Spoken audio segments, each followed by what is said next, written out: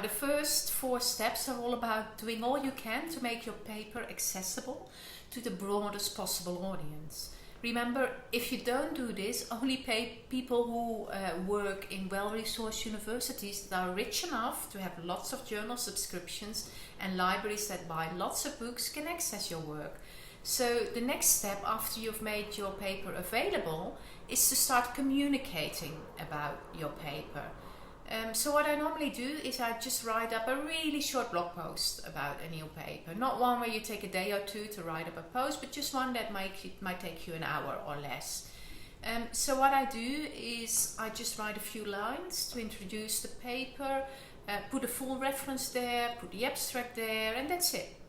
Once this is ready, I share it through social media, and I use mainly Twitter and LinkedIn, but you can share it on any other platform too. Now, if you don't have your own website or blog, which most of you will not have, then a perfectly good alternative is LinkedIn. And you can post updates about your own work there, either through short posts or through full-blown articles. And I think it's a really good way to start distributing your work.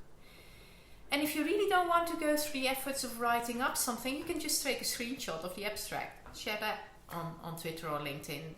That's literally just 20 seconds. Remember though that people generally do respond better if you ask a few personal lines about the paper in lay terms.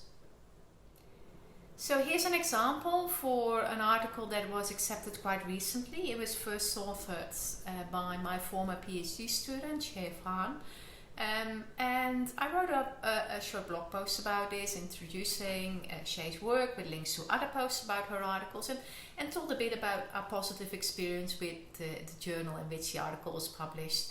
Then I chose an evocative image to go with the post, and making sure obviously it's copyright free, and you're all ready to go. I then share this on LinkedIn with the sharing button on my own website. And if you don't have your own website, you can just write this directly on LinkedIn. If you'd like to know more about doing this on LinkedIn, just read my blog posts on this.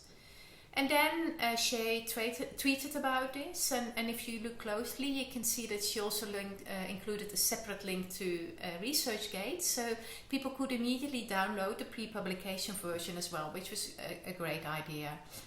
And remember that you can share your paper multiple times. I wouldn't recommend you to do it several times a week, but it's perfectly fine just to share it maybe half a dozen times a year. And remember that people are not glued to social media. Well, I hope not, at least. So any single communication will only reach a small number of people.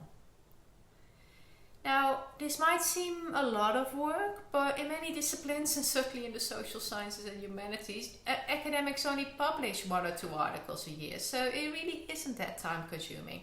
And as we talked about in session 3 of this presentation, in the life sciences and sciences, academics might publish many more and shorter papers, so it would be a bit more work, but in that case they also have more co-authors, so you can spread the work between them.